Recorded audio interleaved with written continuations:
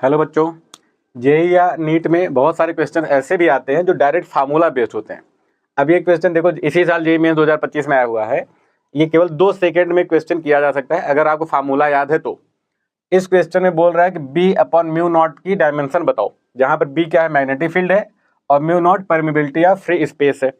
अब इस क्वेश्चन को कैसे करोगे, अगर आप, मैं बता रहा हूँ 5 सेकंड से ज्यादा के क्वेश्चन है ही नहीं, ठीक है।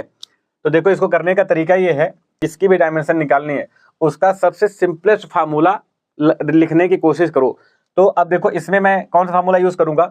सर्कुलर लूप के सेंटर पर मैग्नेटिक फील्ड का एक फार्मूला होता है। अगर आई करंट इसमें फ्लो कर रही है और इस लूप का रेडियस मान लो आर है, तो सेंटर पर बहुत ही आसान सा फार्मूला बनता है मैग्नेटिक फील्ड का, वो है B equal to mu naught I upon 2r, ठीक है। अब इससे आपका देखो कैसे होगा, इसमें बी अपॉन म्यू नॉट की डायमेंशन पूछा हुआ है, तो एक काम करो, म्यू नॉट को इधर ले आ लो।